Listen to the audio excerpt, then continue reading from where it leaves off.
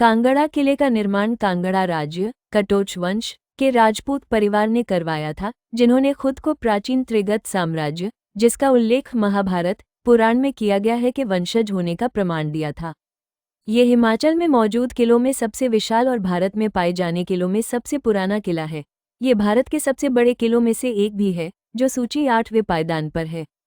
लगभग 4 किलोमीटर के क्षेत्र को कवर करते हुए शिवालिक पहाड़ी पर 463 एकड़ में फैला हुआ है।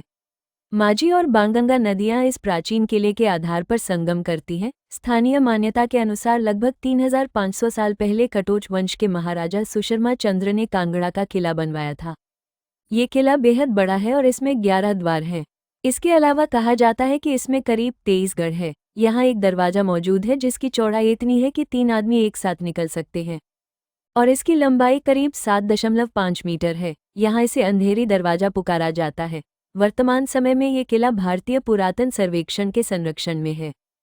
अब जानते हैं इस किले के बारे में कुछ अनसुलझे पहलू। प्राचीन मान्यता है कि इस किले में बहुत धन एकत्रित था, जो कटोच वंश के राजा संसार चंद, जो कौरवों की तरफ से महाभारत काल में लड़े थे, उन्होंने इसको सुरक्षित कर रखा था, जिसे लूटने के लिए बहुत से विदेशी आक्रमण इस किले पर हुए। इस किले में मौजूद 8 खजाने से भरे कुओं को महमूद गजनी ने लूट लिया था। इसके बाद 5 कुओं में मौजूद खजाने को ब्रिटिश शासकों के काल में लूटा गया।